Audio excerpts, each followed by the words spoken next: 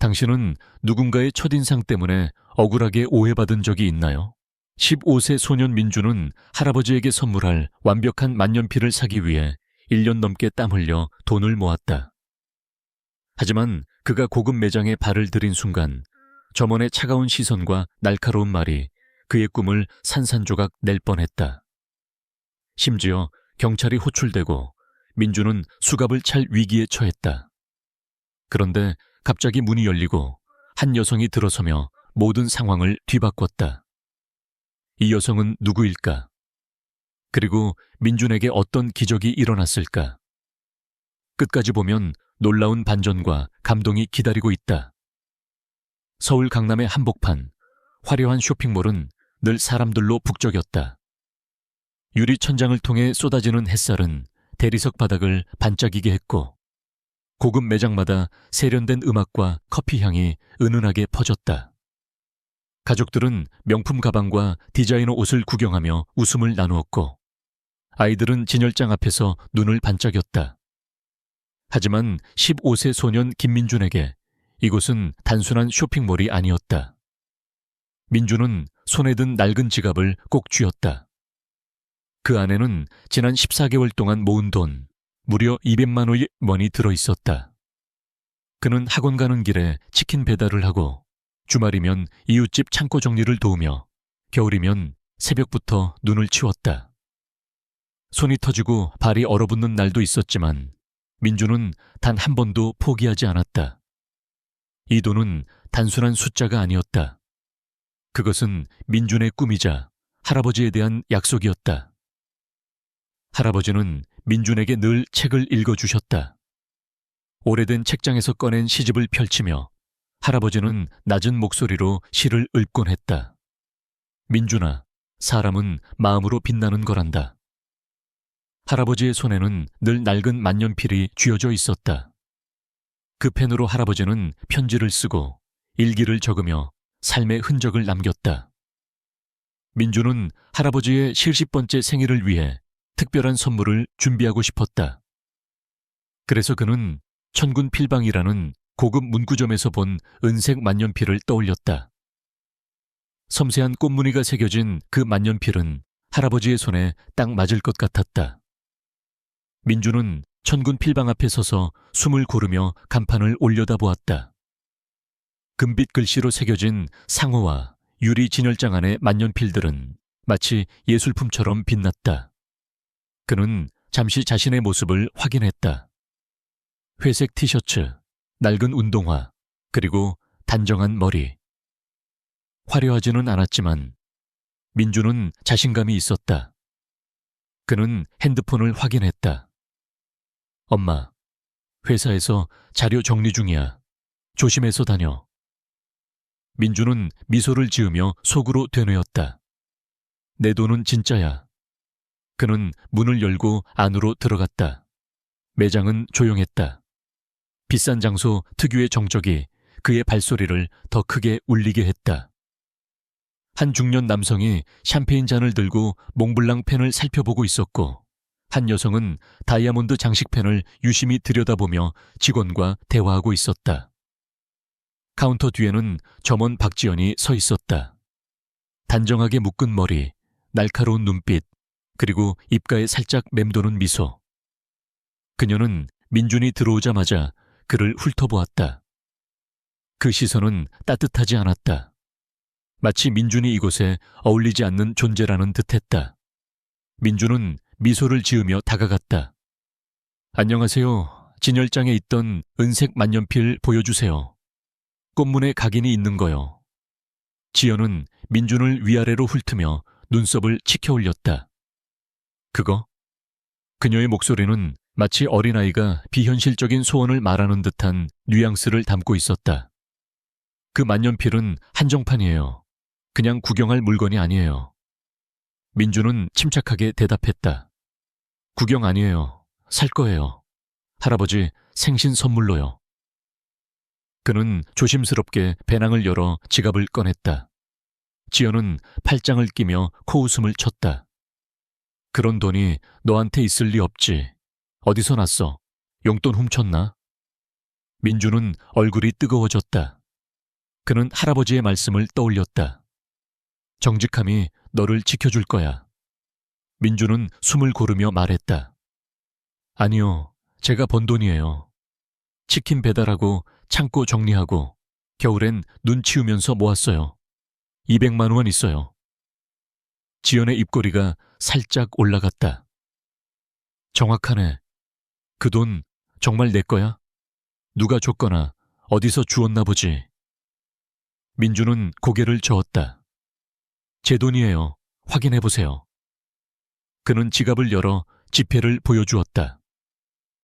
1만 원, 5만 원, 꼬깃꼬깃 접힌 지폐들이 그의 노력을 증명했다. 지연은 잠시 망설이는 듯 했지만 여전히 미심쩍은 표정이었다. 좋아. 그녀는 마지못해 말했다. 하지만 조심해. 이건 장난감이 아니야. 그녀는 진열장을 열고 만년필이 든 벨벳 상자를 꺼내 민준 앞에 툭 내려놓았다. 민준은 조심스럽게 상자를 열었다. 만년필은 햇빛을 받아 반짝였다. 은빛 몸체에 섬세한 꽃무늬가 새겨진 할아버지가 좋아할 만한 완벽한 물건이었다. 민주는 미소를 지었다. 그 순간 세상 모든 소음이 사라진 듯 했다. 그는 할아버지가 이 펜을 손에 들고 미소 짓는 모습을 상상했다. 하지만 그 행복은 오래가지 않았다. 민준이 만년필을 손에 들고 조심스럽게 살펴보던 순간 손이 미끄러졌다. 만년필이 카운터에서 떨어져 바닥에 툭 소리를 내며 굴렀다. 민준의 심장이 멎는 듯 했다. 지연이 날카롭게 소리쳤다. 이게 뭐야? 훔치려 했지 안 그래? 민준은 당황하며 고개를 저었다. 아니에요. 그냥 떨어뜨린 거예요. 일부러 그런 거 아니에요. 하지만 지연은 이미 전화기를 들고 있었다. 경찰 불러야겠어. 도둑이야. 그녀의 목소리는 매장을 울렸다. 민준은 얼어붙었다. 도둑 아니에요. 그의 목소리는 떨렸다. 하지만 지연은 그를 무시하고 전화기에 대고 말했다. 젊은 남자애가 물건 훔치려 했어요. 회색 티셔츠, 지금 여기 있어요. 빨리 와주세요. 고객들이 웅성거리기 시작했다. 한 여성은 가방을 꼭 쥐었고 한 남성은 혀를 차며 고개를 저었다. 누군가는 핸드폰으로 영상을 찍기 시작했다. 민주는 숨이 막혔다. 그는 할아버지의 말씀을 떠올렸다. 너 자신을 믿어, 민준아. 하지만 지금 이 순간 아무도 민준을 믿지 않는 것 같았다. 그의 손은 덜덜 떨렸고 눈앞이 흐려졌다. 지연은 팔짱을 낀 채 민준을 노려보았다. 너 같은 애들이 꼭 이런 짓을 하지. 순진한 척하면서. 민준은 이를 악물었다. 저 같은 애들이라뇨. 전 그냥 선물 사러 왔어요. 하지만 지연은 그의 말을 무시했다. 그녀의 눈에는 민준이 이미 도둑으로 낙인 찍혀 있었다. 민준은 속으로 생각했다. 내가 뭘 잘못했지? 왜 내가 여기 있는 것만으로 죄가 되는 거지? 그는 할아버지의 만년필을 떠올렸다. 그 펜은 단순한 선물이 아니었다. 그것은 민준이 할아버지에게 전하고 싶은 마음이었다. 그는 눈물을 참으며 말했다. 전 그냥 할아버지를 기쁘게 해주고 싶었어요. 하지만 지연은 그 말을 무시했다. 그만해. 그런 핑계는 안 통해. 그녀는 전화기를 내려놓고 민준을 노려보았다. 경찰이 오면 다 밝혀질 거야. 민준의 이야기는 한국에서도 낯설지 않다. 2023년 부산의 한 백화점에서 16세 학생이 고급 가방을 구경하다 점원의 오해로 경찰에 신고된 사건이 있었다. 그 학생은 어머니의 생일 선물을 사려 했을 뿐이었다. CCTV로 무죄가 밝혀졌지만 그는 그날의 굴욕을 잊지 못했다고 말했다. 비슷하게 2022년 대구의 한 서점에서는 아르바이트생이 손님을 수상하다며 몰래 촬영해 논란이 됐다. 피해자는 단지 책을 고르던 중이었다. 또 다른 사례는 2021년 인천의 한 고급 매장에서 일어났다. 17세 학생이 친구에게 줄 선물을 사려 했지만 점원의 오해로 경찰에 신고당했다. 다행히 부모가 즉시 도착해 진실이 밝혀졌지만 그는 다시는 그 매장에 못 가겠어요 라고 말했다. 이런 사건들은 우리 사회가 얼마나 쉽게 타인을 오해하고 편견으로 판단하는지를 보여준다. 민준의 경우 진실은 과연 무엇이었을까? 곧 경찰 2명이 매장에 들어섰다. 한 명은 단호한 표정의 김순경, 다른 한 명은 조심스러운 눈빛의 박순경이었다. 김순경은 민준에게 다가가 말했다. 손 뒤로 해, 빨리. 민준은 떨리는 목소리로 말했다. 저 아무것도 안 했어요. 제발 엄마 올 때까지 기다려주세요. 엄마가 다 설명할 거예요. 하지만 김순경은 단호했다. 지금 저항하면 더 복잡해져. 민준의 손목에 수갑이 채워졌다. 차가운 금속이 그의 피부를 파고들었다. 지연은 팔짱을 낀 채 미소를 지었다. 전 그냥 제 일을 한 거예요. 도둑질을 막아야죠.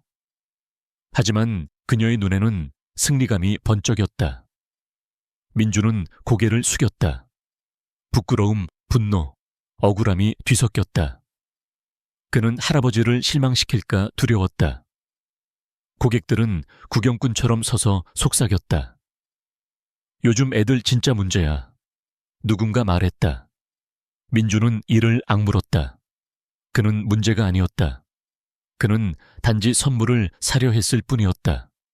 그는 속으로 다짐했다. 내가 잘못한 거 없어. 난 그냥 나일 뿐이야. 하지만 그 순간 그의 목소리는 아무도 듣지 않는 것 같았다.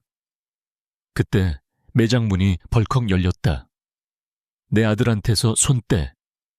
단호한 목소리가 매장을 가득 채웠다. 민준의 어머니 서지영 경찰서장이 들어섰다. 그녀의 제복은 단정했고 배지는 햇빛을 받아 빛났다. 그녀는 김순경을 똑바로 보며 말했다. 지금 무슨 일이 벌어지고 있는 거지? 내 아들이 왜 수갑을 차고 있어? 김순경은 당황하며 말했다. 서장님, 신고를 받고 왔습니다. 이 학생이 만년필을 훔치려 했다고. 지영은 말을 끊었다. 훔쳤다. 내 아들이 도둑이라는 증거는? 누가 그걸 증명했지? 그녀는 민준을 끌어안으며 지연을 노려보았다. 왜 내 아들을 도둑으로 몰았지? 대답해. 지연은 당황하며 말을 더듬었다. 그냥 떨어뜨렸고 수상해 보여서 제가 느낀 그대로 말한 거예요. 지영은 차갑게 웃었다. 수상하다고? 15살 애가 만년필 사러 왔다고 하면 그게 수상한 거야? 너, 내 아들한테 너 같은 애들이라고 했지. 그게 무슨 뜻이야? 지연은 입을 다물었다. 그녀의 얼굴은 창백해졌다. 지영은 매장 관리자를 불렀다. CCTV 영상 가져와. 당장.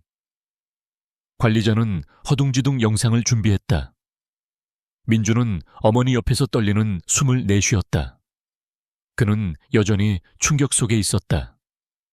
하지만 어머니의 손길은 그를 단단히 지탱해 주었다. 몇 분 뒤 화면에 민준이 만년필을 조심스럽게 보는 장면이 나왔다. 그는 손을 떨며 만년필을 들었고 실수로 떨어뜨렸다. 그 순간 지연이 과장되게 소리치며 전화기를 드는 모습이 선명하게 잡혔다. 도둑질은 없었다. 오직 오해뿐이었다. 지영은 화면을 보며 말했다. 이게 네가 말한 도둑이야. 내 아들이 물건을 떨어뜨린 게 죄야. 그녀는 지연에게 다가가 말했다. 넌 편견으로 내 아들을 위협했어. 이건 그냥 넘어가지 않을 거야. 거짓 신고, 인종차별적 태도, 미성년자에 대한 부당 대우. 전부 조사할 거야. 그녀는 김순경을 돌아보았다. 그리고 너 신고 하나만 믿고 아무런 확인도 없이 15살 애를 수갑 채웠어. 이게 네가 배운 정이야? 김순경은 고개를 숙였다. 박순경은 조용히 말했다. 저는 뭔가 이상하다고 생각했지만 지영은 그를 똑바로 보았다. 생각만으로는 부족해. 잘못을 바로잡으려면 목소리를 내야 해. 그녀는 다시 지연을 보았다. 너 때문에 내 아들이 어떤 상처를 받았는지 알아. 이건 단순한 실수가 아니야. 넌 한 사람의 존엄을 짓밟았어. 지연은 아무 말도 하지 못했다.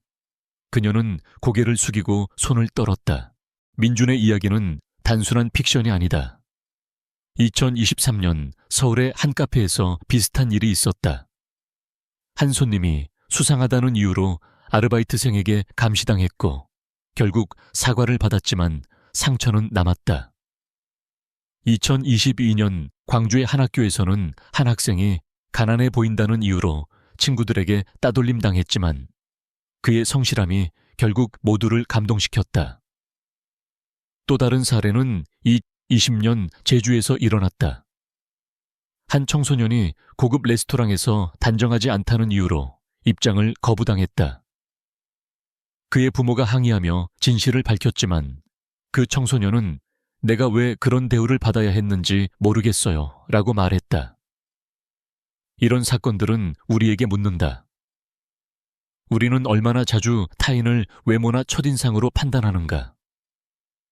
민준의 어머니처럼 누군가는 그 편견에 맞서 싸웠다. 지영은 민준을 데리고 문으로 향했다. 민준은 뒤를 돌아보았다. 만년필은 여전히 진열장에 놓여 있었다. 그의 꿈은 잠시 흔들렸지만 어머니의 단호한 목소리와 따뜻한 손길은 그를 다시 일으켰다. 매장을 나서며 민준은 햇빛 속으로 걸어갔다. 억울함은 여전히 무거웠지만 그는 알았다. 진실은 때론 싸워야 얻어진다는 것을. 그는 속으로 다짐했다. 내가 누구인지 잊지 않을 거야. 그날 저녁 민준은 할아버지와 거실에 앉아 있었다. 따뜻한 등불 아래 할아버지는 만년필을 손에 들고 미소를 지었다. 정말 멋진 선물이야, 민준아. 네 마음이 담겨 있구나. 민준은 고개를 끄덕였지만 눈빛은 무거웠다. 할아버지, 왜 사람들은 저를 보면 위험하다고 생각할까요? 제가 뭘 잘못했나요? 할아버지는 만년필을 내려놓고 민준의 손을 잡았다. 민준아, 세상은 때론 불공평해. 사람들이 너를 오해할 때도 있을 거야. 하지만 넌 당당했어. 네가 누구인지 잊지 마. 그게 진짜 힘이야. 민준은 작게 웃었다. 그 순간 만년필의 똑딱거리는 소리가 방 안을 채웠다. 작지만 확고한 민준의 마음처럼. 지영은 부엌에서 그들을 바라보며 미소를 지었다. 그녀는 이미 민준의 일을 공식 조사 요청으로 올렸다. 천군 필방은 며칠 뒤 공식 사과문을 발표했고 지연은 직원 교육 프로그램에 배정되었다. 하지만 민준에게 중요한 건 그런 결과가 아니었다. 그는 배웠다. 자신을 믿고 진실을 위해 싸워야 한다는 것을. 민준은 그날 밤 자신의 방에서 일기를 썼다. 오늘은 무서웠지만 난 무너지지 않았어. 엄마가 날 지켜줬고 할아버지가 날 믿어줬어. 그리고 나도 나를 믿어. 언젠가 세상이 더 공평해지길 바라. 그는 펜을 내려놓고 창밖을 보았다. 서울의 밤은 여전히 반짝였고 민준의 마음도 그 빛처럼 단단해졌다. 민준의 이야기는 우리 모두에게 질문을 던진다. 우리는 얼마나 자주 타인을 외모나 첫인상으로 판단하는가? 민준은 단지 선물을 사려 했을 뿐이다. 하지만 그의 외모와 나이는 누군가에게 위협으로 보였다. 이 영상을 통해 우리는 무엇을 배울 수 있을까? 편견은 사람을 아프게 하지만 진실과 용기는 그 상처를 치유한다. 민준처럼 우리도 자신을 믿고 당당히 나아가야 한다. 이 이야기가 당신에게 어떤 메시지를 남겼나요? 댓글로 나눠주세요. 구독과 좋아요, 알림 설정 잊지 마시고 다음 영상에서 또 만나요.